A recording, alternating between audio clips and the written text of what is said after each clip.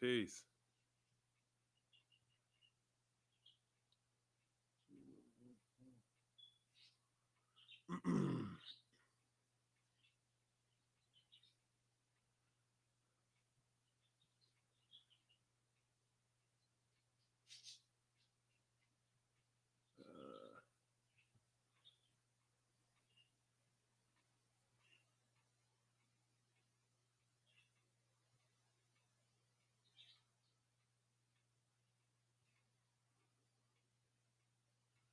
Yeah.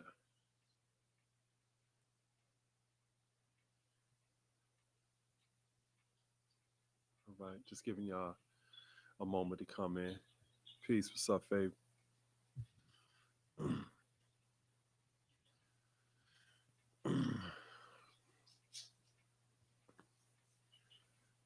So I just wanted to to build on a few things that was on my mind. And like y'all see, I'll be doing this randomly. I share when I think and feel that it's appropriate.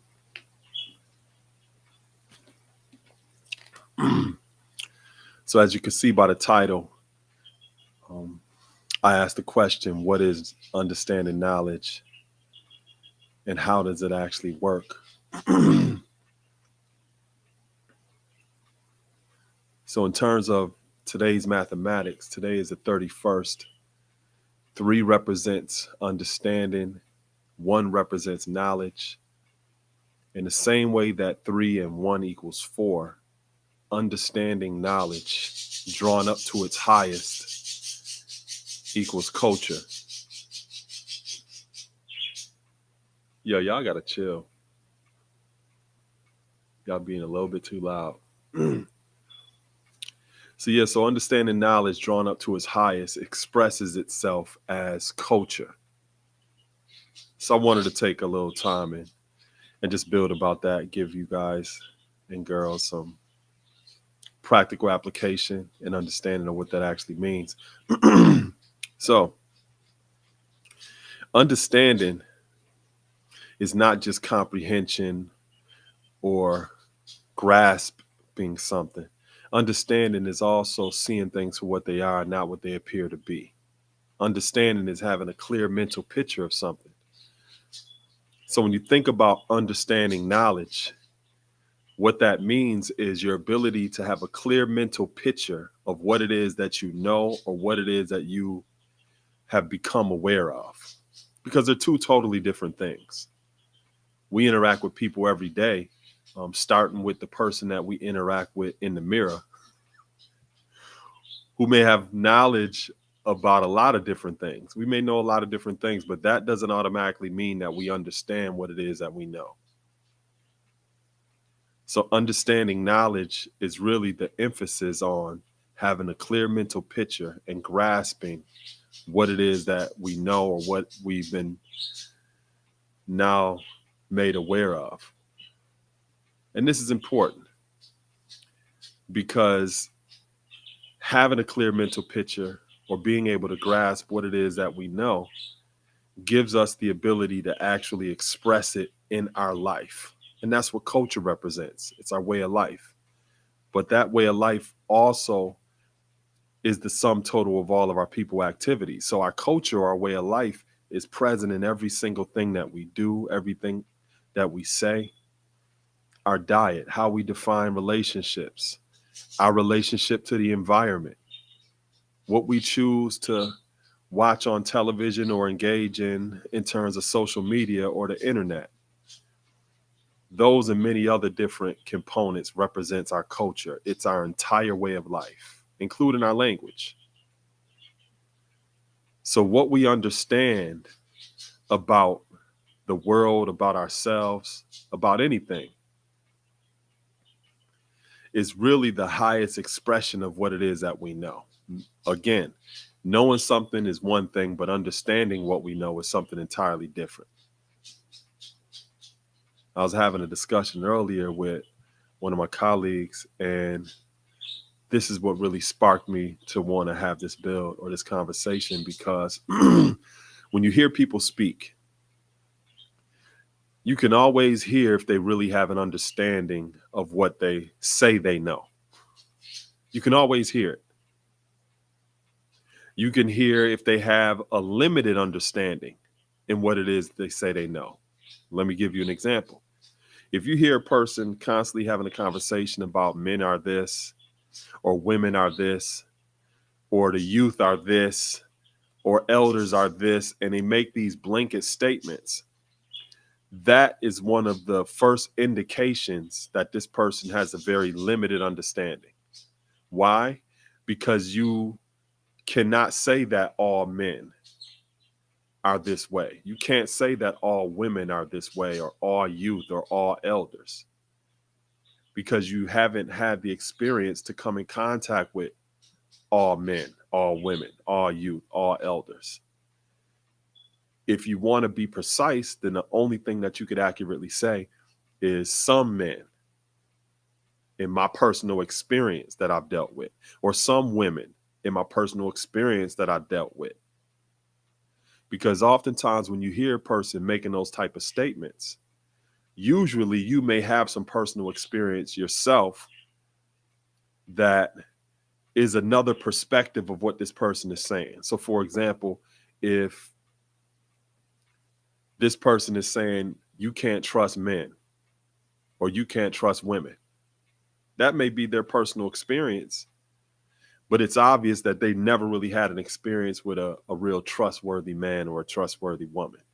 You may have had that experience. You may be that person, but they're making a statement like that, which gives you an indication that their understanding is very limited in what it is they say they know.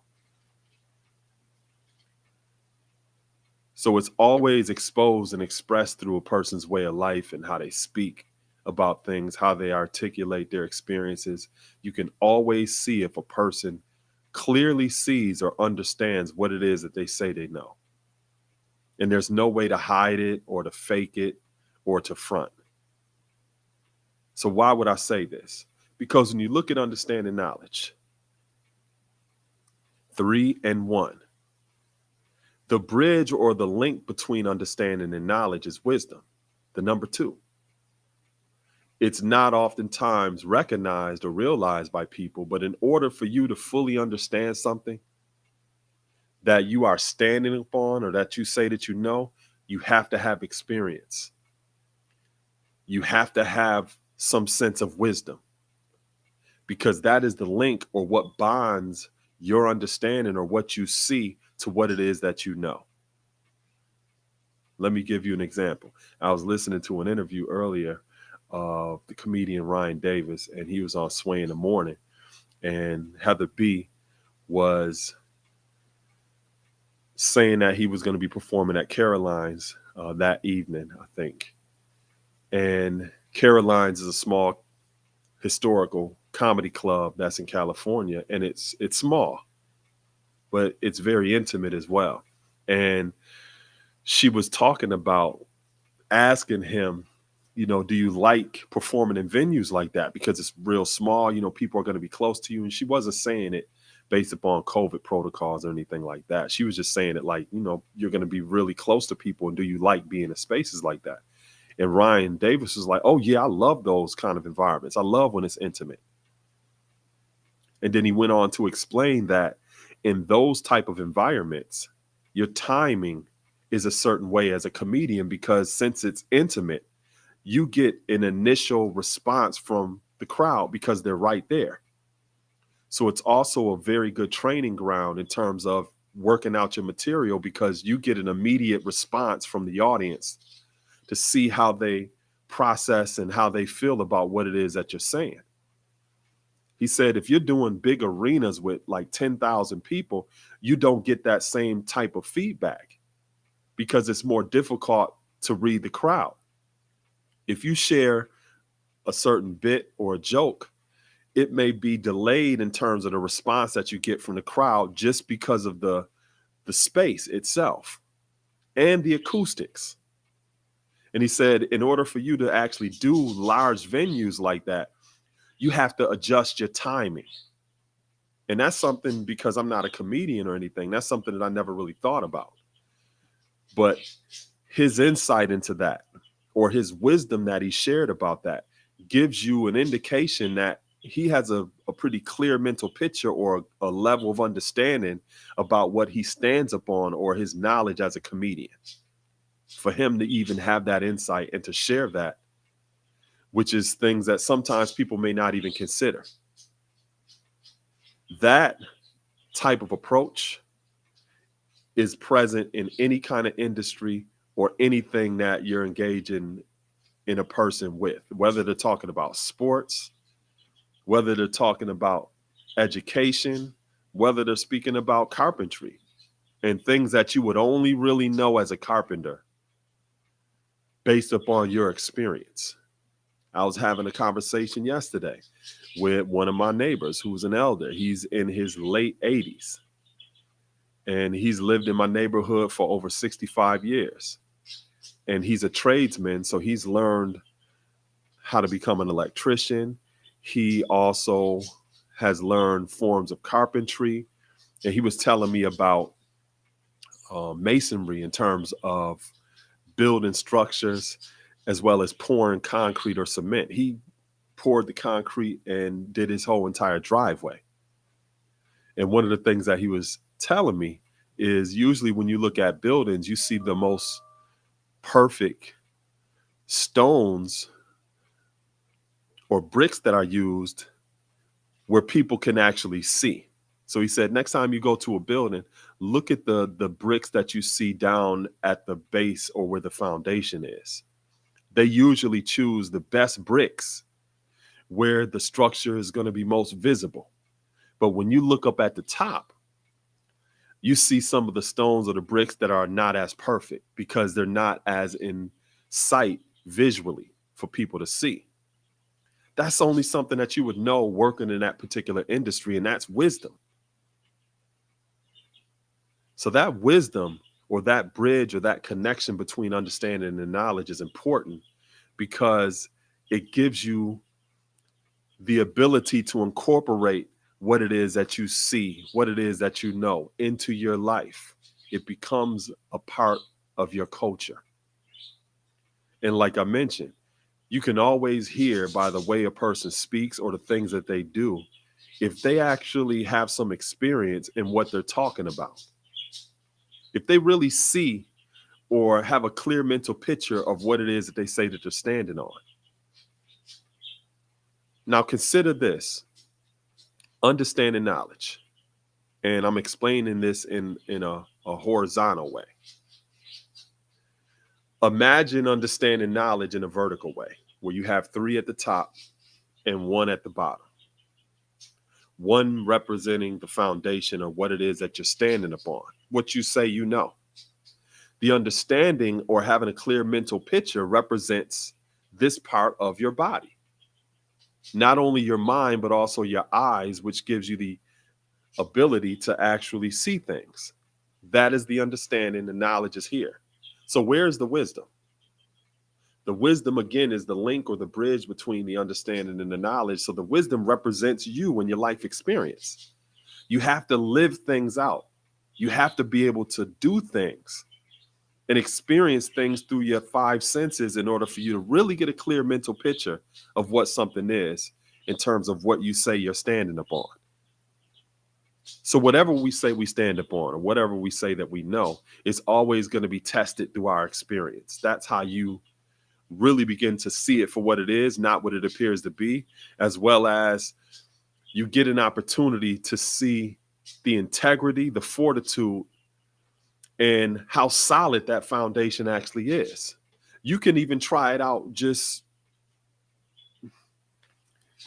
you can try it out by saying like something like, you know what? I think this. If you say that you think this, that means that's something that you're standing on. Eventually, life will be able to show you or expose to you whether or not that has some integrity or fortitude to it. Whether that's a solid premise or statement that you're standing upon. You'll be able to see it if you're honest, you're open, and you're genuine through your life experiences. But a lot of times people don't do that.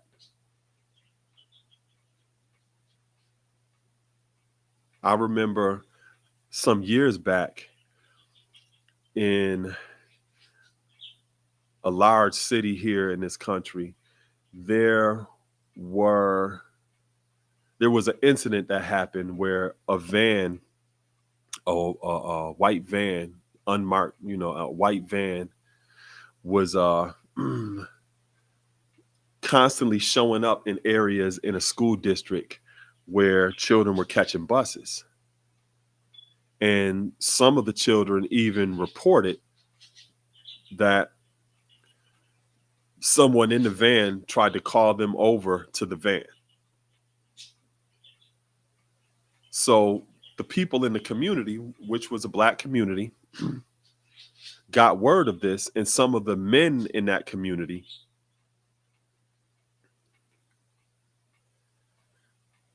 got together and printed up some flyers that had information about what was going on, and they went door to door within the community, notifying the parents and the guardians that lived in that community to keep an eye out for this white van. They also handed out these flyers in the vicinity of the schools in that community. They never engaged local law enforcement, nor did they ever engage the local school district where this was happening. So when I realized this, that they never took those particular steps, and they were putting themselves out there in the community of striving to raise awareness, I immediately contacted some of the brothers that I know and started to tell them, like, yo, I know that you're seeing this as an honorable deed, and it is, but let me explain to you the politics of this. You have to make sure that you contact or engage the school district as well, so that they're in the know, as well as local law enforcement, because you have to have those allies in terms of the work that you're striving to do in the community, because if not, they're going to feel as though they're blindsided by this. And once it gets into the media, that is the way that the local media is possibly going to spin it. So for whatever reason, they kind of downplayed it and didn't want to listen to what it is that I was saying. And I don't know why. But shortly after that, the local news went to the school district, the school superintendent, as well as some of the schools in the area, to actually get a comment about what this community group was doing and how come they did not take the initiative to notify parents and guardians about what was going on. So the press did that.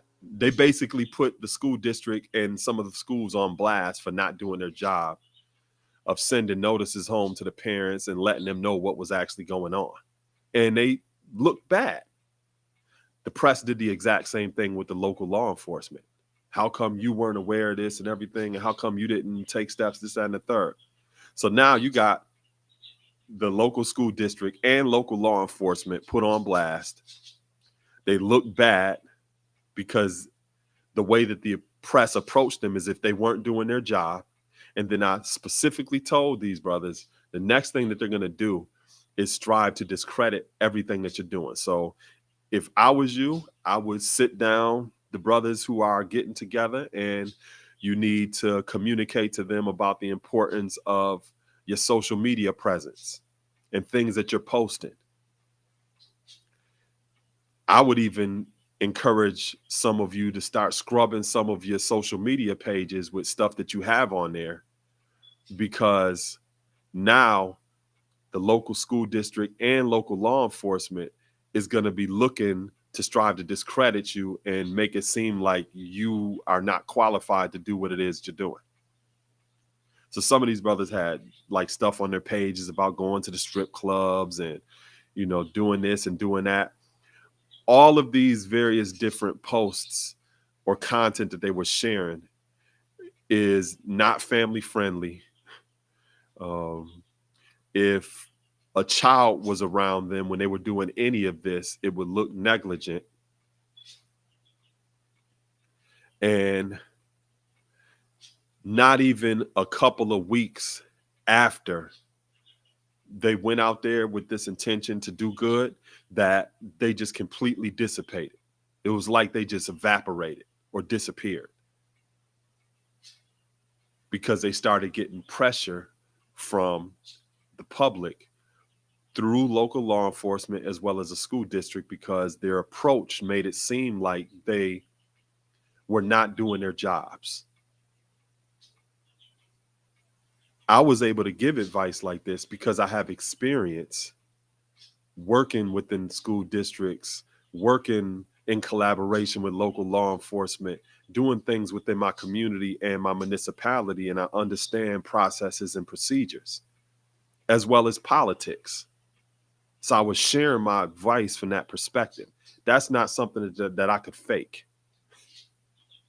or act like I know. That's because I had that experience, which connected my understanding to my knowledge. This is something that I stand on. This is something that I live. It's a part of my way of life. And that's very important to comprehend, because this is what defines some of the elements of mentorship,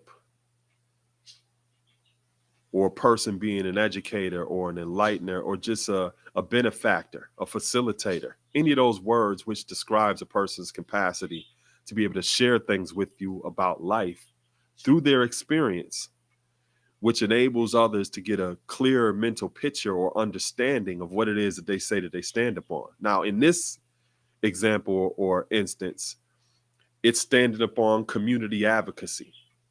It's standing upon youth outreach. That's something that I do. So I saw that as an opportunity to be able to share that experience with others.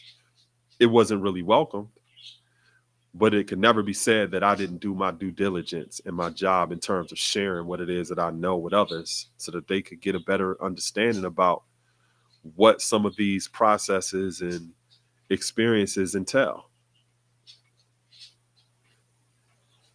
So again, understanding or seeing things for what they are, not what they appear to be, is based upon what we know. That is what our foundation is. And whatever we say that we know, in order to fully understand it, you have to go through some experience. You have to go through experience, because that enables you to get a greater mental picture of what it is that you are aware of.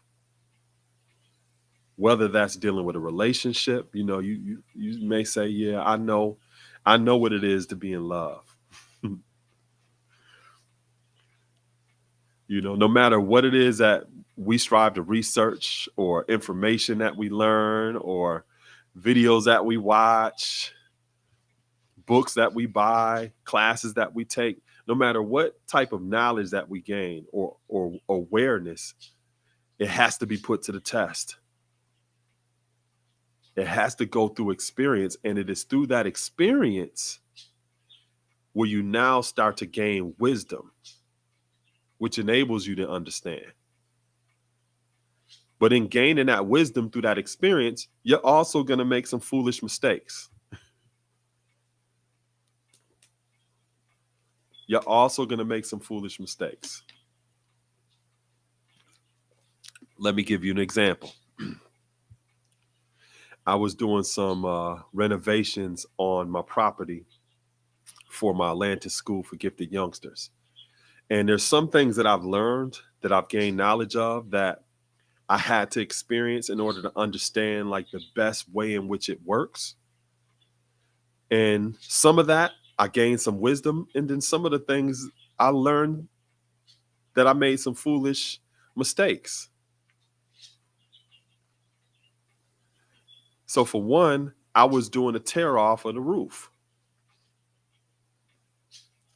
And I got one of my brothers and a couple other people to do this tear off of the roof. And when you're doing a tear off of the roof and then you're retiling a roof, usually you have a dumpster there. so that all of the tear off, all of the tile that you're taking off goes directly in the dumpster. Because of my finances, I only had enough to actually pay for part of the roof work being done. So my foolish ass said, you know what? I'm just going to pay for the tear off. And the brothers who has experience in roof work, they're like, yo, you going to get a dumpster and stuff like that and the rest of the materials in order for us to retile the roof. And I'm like, well, now I don't really got the finances right now to do that. You know what I'm saying? So can you tear it off and then tarp it for me? And then once I get the rest of the money, you can take the tarp down and retile it then. So reluctantly, that's what they did. I had to clean up. Once I had the opportunity to actually get a dumpster, I had to clean up so much tiles and nails and some, other different materials. It took me, just put it this way, I would never do that again. I would never do that again. In hindsight, if I'm going to do some roof work, I'm going to make sure that I have enough money for the tear off and the retiling, as well as the how many dumpsters that I need. I'm going to make sure I have everything up front. But that's something that I just learned through experience, right? Again, I see it now for what it actually is, not what it appears to be. But it required me to go through that experience and to gain that wisdom through making foolish mistakes in order for me to really see what something is. And here's the thing. You gain confidence through that experience, but you also gain more humility. You gain confidence and you gain humility. The humility comes along with making those foolish mistakes. But through making those foolish mistakes, you become wiser. But that wisdom gives you more confidence because now you are seeing something that oftentimes people have not had the opportunity to see, which also puts you in a position to be entrusted with that vision to share with others. And again, that's something that you can't fake. You can't front like you see something for what it is, because it's always going to shine a light or expose your experience.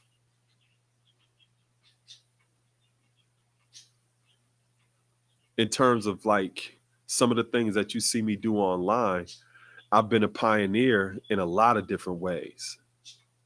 And when it comes to just my particular niche with things that I actually do, a pioneer, which means there's things that I had to learn that I learned like that was not the best way to do this. Or that was kind of foolish. Maybe you should do it this way. So it's like that in everything. When you're doing something for the first time and you are a pioneer, a lot of times it's a peerless position to be in. It's a peerless position. And what I mean by that is you don't really have colleagues that you can talk to about certain things because no one's ever experienced that before. You're the one that is experiencing it for the first time. So that's challenging because you oftentimes have no one to talk to. Imagine being an explorer and going into an uncharted territory for the first time in your life. Getting there, you may be able to talk to other explorers just about certain elements or aspects of a journey or exploring itself that they can relate to and give you advice about. But there's certain parts of that journey no one will be able to give you advice about at all because you're a pioneer and it is uncharted territory. It takes a lot of courage.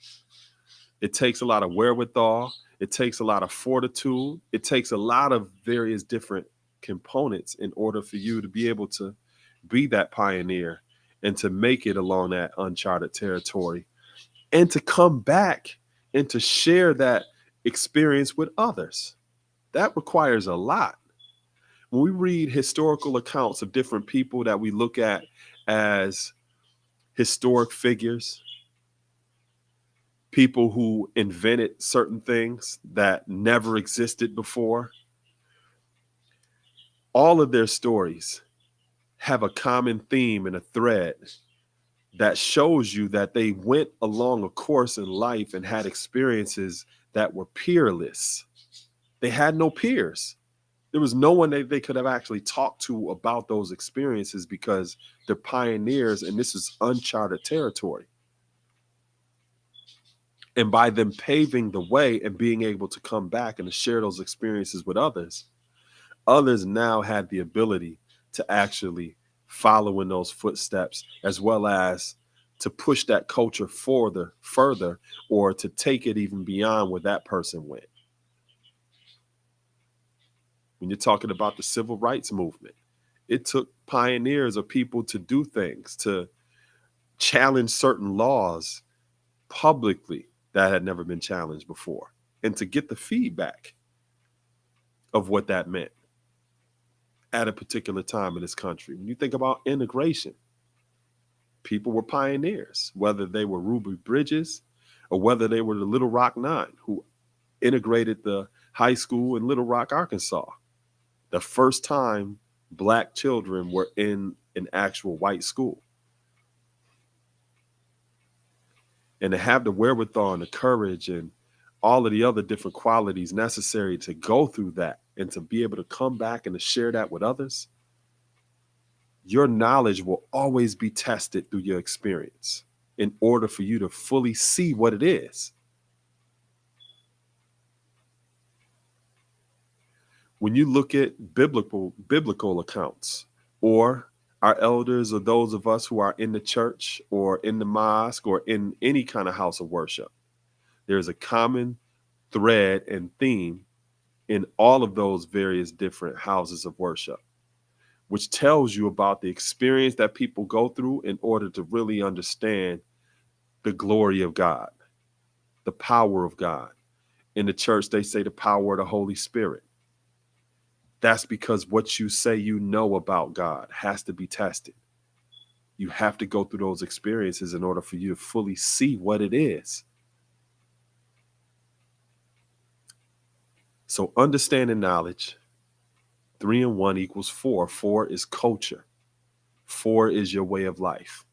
So whatever you say you know, whatever you say you see or understand or got a clear mental picture of, it's always going to be evident in your way of life.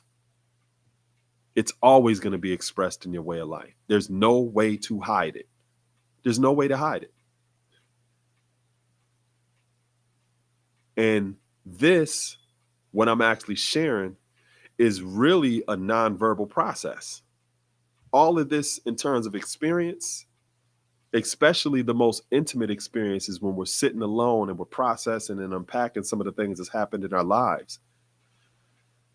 That part of our way of life or our culture really anchors us in terms of having that bond or that connection to what it is that we know and understand. That is the real most intimate experience.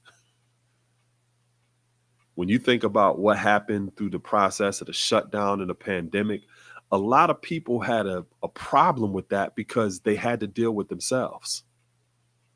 That was very difficult for a lot of people, where they just simply had to sit down, where they didn't have the access to all of these different forms of distractions or entertainment or all of this other stuff. They had to really sit down. And that was very, very difficult for many people. One of the things that I said when the shutdown first happened and we moved through part of the pandemic is I said the next thing you're going to see is a mental health pandemic. Because I already knew a lot of people, they're not really comfortable just being by themselves and being alone.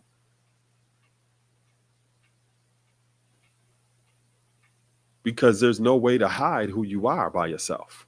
You can hide around people.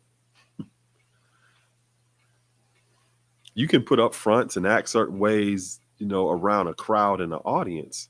But when you go home and you're in that quiet room by yourself and you know the things that you need to work on, or things that you're not proud of, or things you're hurt about, you can't hide from that, because the solitude itself echoes what's going on within you. It amplifies what's going on within you. As long as you in these social environments and you got loud noise and music and a bunch of different colors and people and all of these other different things, a person doesn't necessarily have to process what's going on. They're entertained and they're distracted. The shutdown really put people in a position where they had to process who they are. A lot of celebrities lost their mind because they didn't have that constant stimulus of people acknowledging them for who they think that they are. And they had to sit down. Some people haven't recovered from that. Some people are not going to recover from it.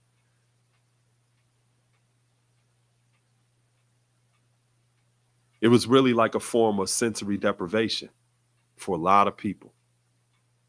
And those of us who are comfortable in our skin, that's how we live anyway. I always go hiking and I'm out in nature all of the time and I'm by myself, or I got Anusha with me.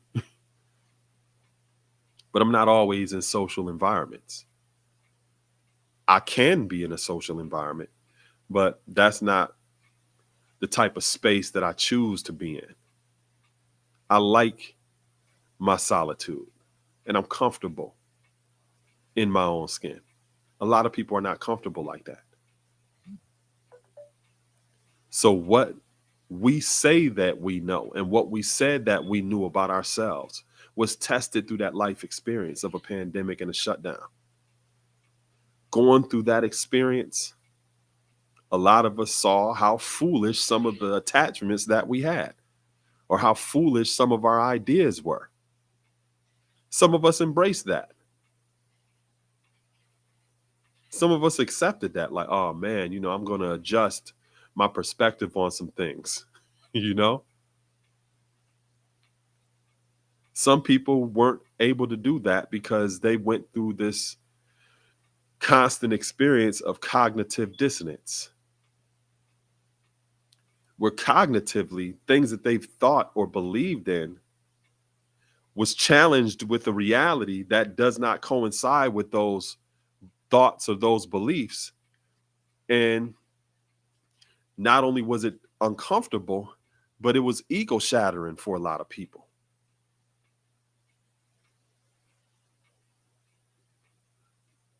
It was ego shattering for a lot of people because now they really had to look at what it is they say that they knew. That's difficult for a lot of people. But it's impossible to take something that you know or what you're aware of and arrive at understanding it without life experience. So again, understanding knowledge is 3 in 1. In order to go through understanding something and connecting it to what it is that you know, you have to have experience. You have to do something. And through that experience and doing something, not only do you learn about some foolish ideas that we've had and things that we've done, but we also gain wisdom. If we're open, we're genuine, and we're receptive. And as I mentioned, there's 2 things that happen through that process when you start gaining some understanding. You gain confidence, but you also gain humility. You also gain humility.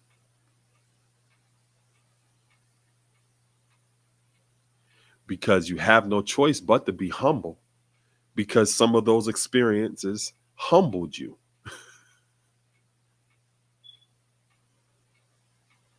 Some of those experiences humbled you.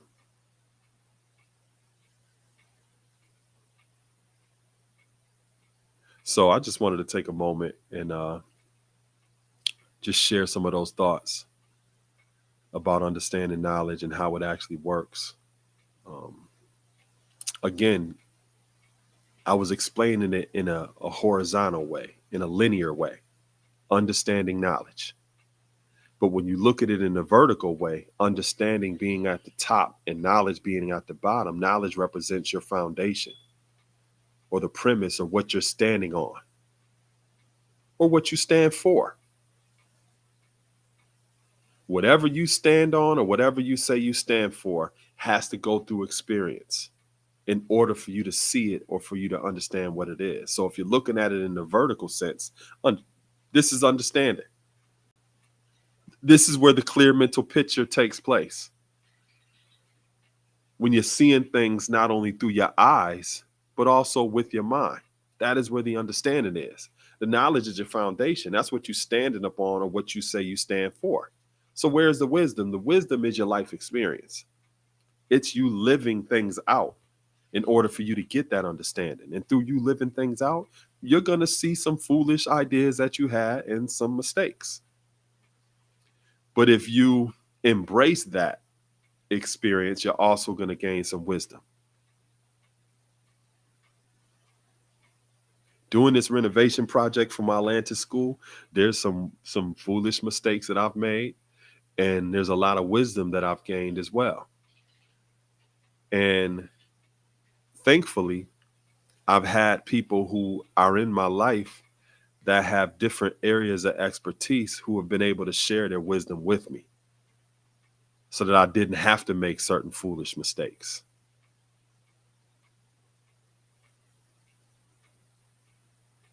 And that is the importance of benefactors, guides, enlighteners, educators.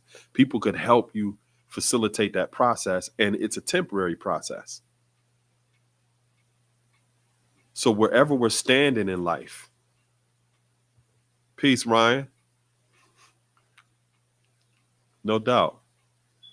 So wherever you're standing in life or what you stand on or what you stand for, as you go through your life experiences, as you learn about some of the foolish things that you thought and you're gaining more wisdom, it's good to have a benefactor or a guide through that process. Sometimes a person may not be able to walk with you every step of the way, especially if you are a pioneer and you're doing something for the first time. There's no one that could actually give you advice about certain things because no one has been there before. No one has done that before. And it takes a lot of courage. It takes a lot of energy. Sometimes it takes a lot of finances in order to be a pioneer. And you have to deal with a lot of scrutiny as well, a lot of criticism.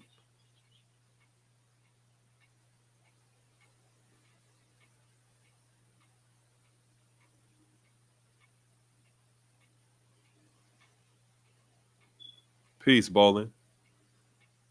You deal with a lot of criticism and scrutiny, as well as doubt and disbelief. Because if you're being a pioneer and you're doing something for the first time, a lot of times people may not believe that it's possible. If they did, then it would have been done already. So that's something else that you oftentimes may have to deal with.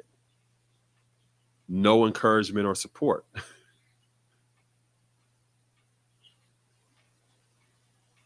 But all of these things are important in terms of our way of life or our culture. Because in everything that we say and everything that we do, we're going to have experience to test the fortitude, the integrity, and how solid what it is that we say that we do and what we stand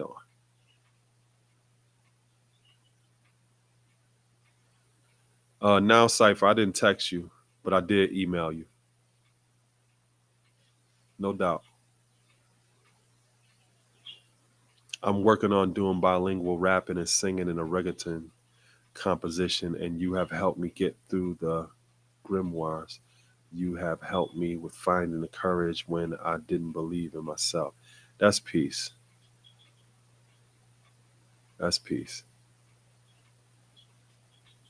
I mean, sometimes we just need that encouragement from one another, and encouragement that is speaking to the infinite potential within ourselves.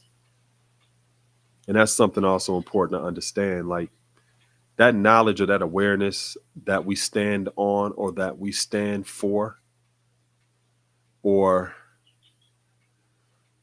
that represents our foundation. A lot of people don't identify their foundation as that infinite potential. They may identify other elements or aspects of themselves that they're standing upon.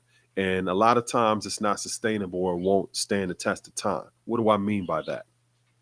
Well, if I define myself just as a great basketball player, and I know a lot of youth that do that, and I know a lot of parents and guardians that reinforce that in terms of their identity.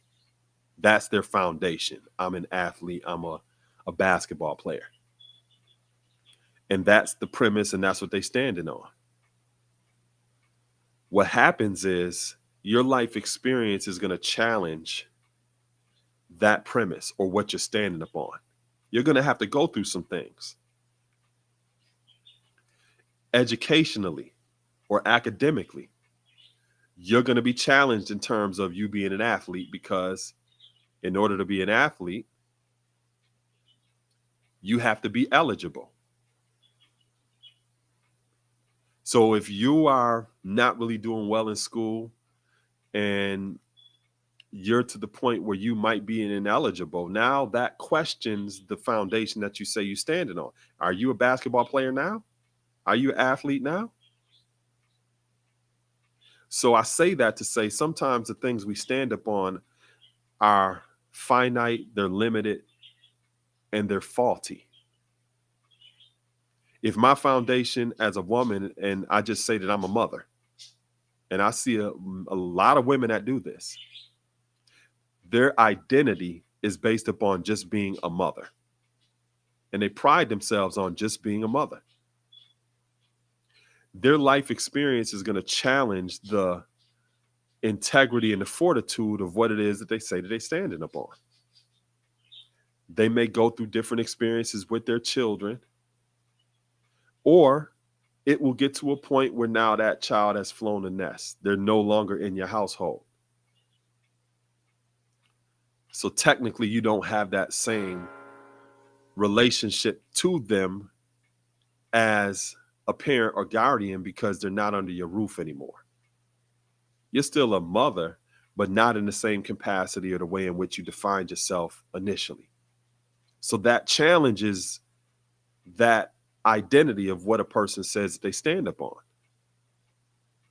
I know women who have gone through the terrible experience of losing a child. And I could not imagine how that would feel, striving to process that experience, as well as still recognize your identity as a mother and knowing that you just went through that experience. And now you have to see what that means once you go through that experience. So whatever we say that we are, our identity is going to be tested in terms of our life experience. That becomes what our culture is ultimately defined as. So when I'm speaking to you and I'm building about your ability to do certain things or to accomplish certain goals or to overcome certain obstacles or to meet certain challenges, I'm speaking to the infinite potential in you. I'm not speaking to you smart because you went to college. I'm not speaking to, oh, you got some good confidence and self-esteem. Oh, you can just do it. I'm not speaking to the fact that, oh, you got enough money to do it and your income is going to get you over. I'm not speaking to any of that because I know all of those different parts of who we are is not the essence of who we are.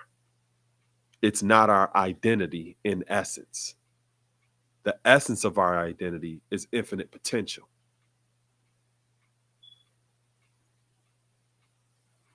In the Christian church, they talk about being Christ-like or Christ consciousness.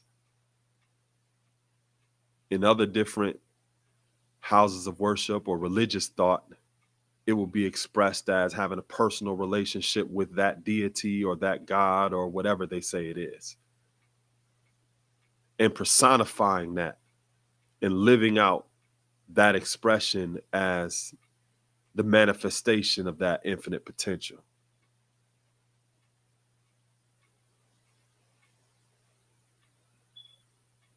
So when I build and I speak, that's what I'm specifically speaking to. And that's where it's coming from within me. That is the foundation. That is the knowledge or the awareness or consciousness that I stand upon, which is sustainable and always withstands the test of time. It's no different than a person saying that Christ is their rock, or that they rely on God, or whatever deity that they have a relationship with.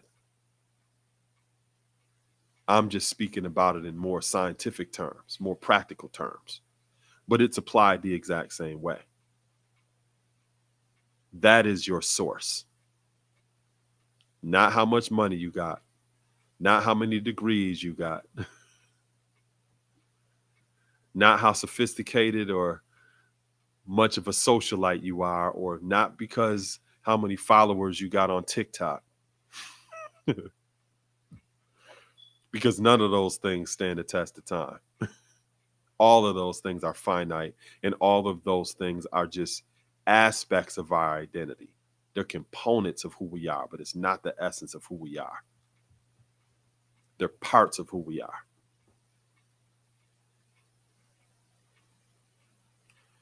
Jeremiah L. says, any recent builds on actual and solar facts or any plans on covering those degrees in the near future?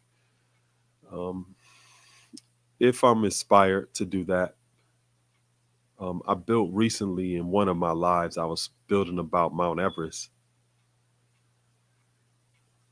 and its practical application in our life. So, I do builds like this when I'm just inspired to do it. I'm not like a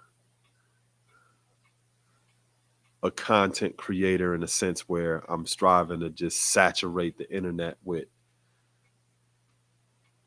a quantity of content. I just make sure I strive to share something that's quality that people could take with them when they choose to tune in.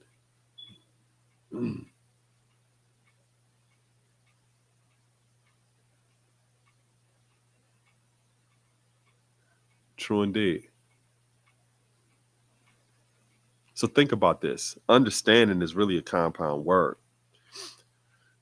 It's what you're standing under. It's what you're standing under. And that's humbling.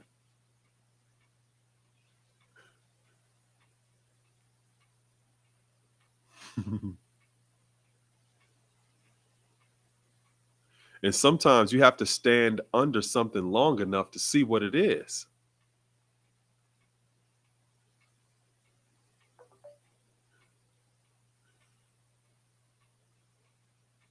A lot of times people don't got no patience for that.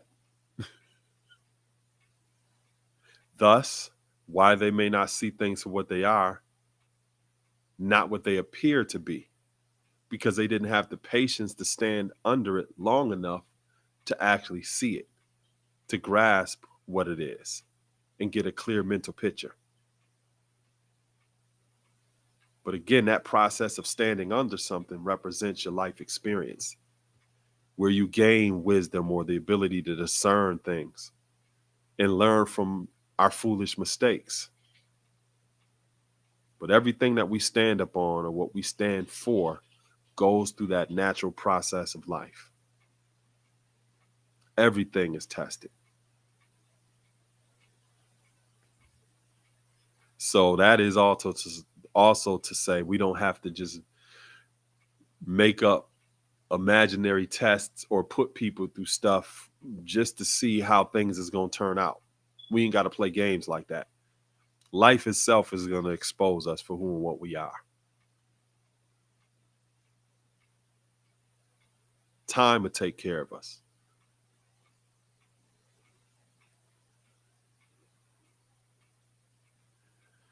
No, I haven't done no recent builds about that in particular, but just you bringing it up, I definitely consider that and share some things about actual facts and solar facts.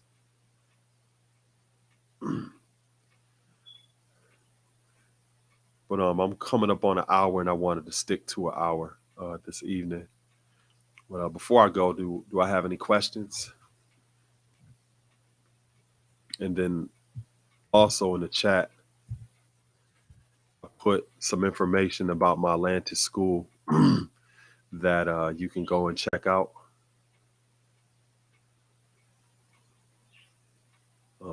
Especially if you don't know anything about what I'm doing with my Atlantis school, check it out first before you support and share it, because it's important that you do,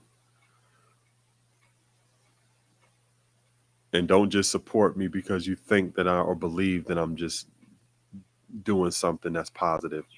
Go and see for yourself first, so that you know what you're actually supporting.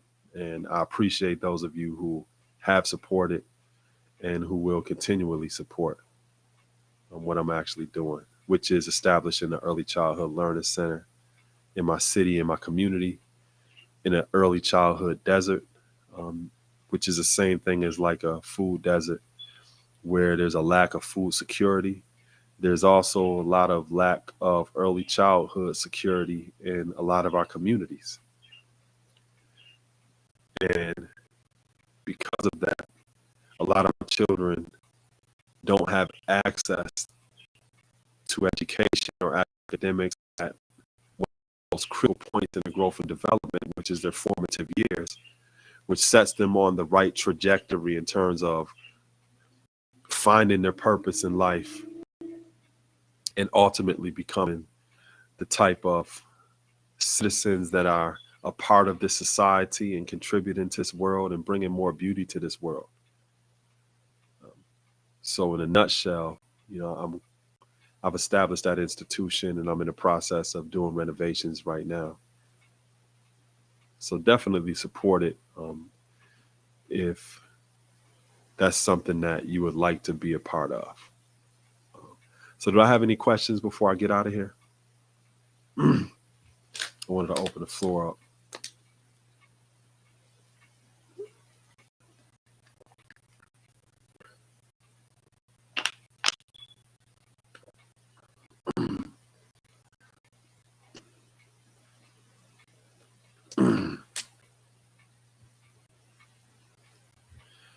All right.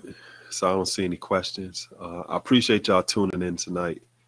And please share this if you see some value in it for others that you think will be inspired, empowered, and educated. And you just have a beautiful night. And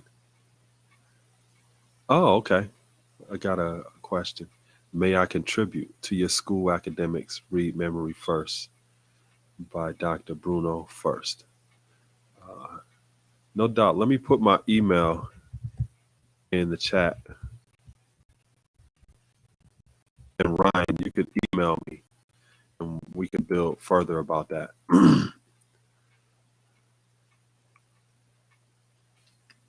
Any thoughts on expanding the school to other states and areas? Absolutely.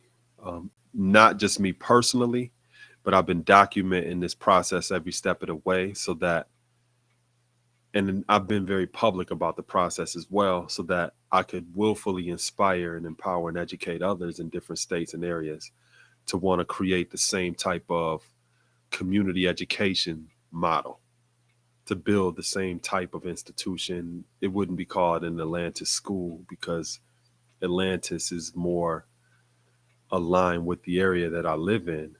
But based upon the area or the location where other people are, then willfully they may see this as something that they would also like to do, to bring to their community and to their city. And because I'm showing you how to do it, I would definitely offer my support as a consultant in terms of showing people how to do this where they are. So yeah, that was ultimately one of my visions for this school as well, that others would see the value in this and want to do it in the state and the areas where they are. All right, y'all. So again, I appreciate y'all tuning in, and I'll build with you again soon. Peace.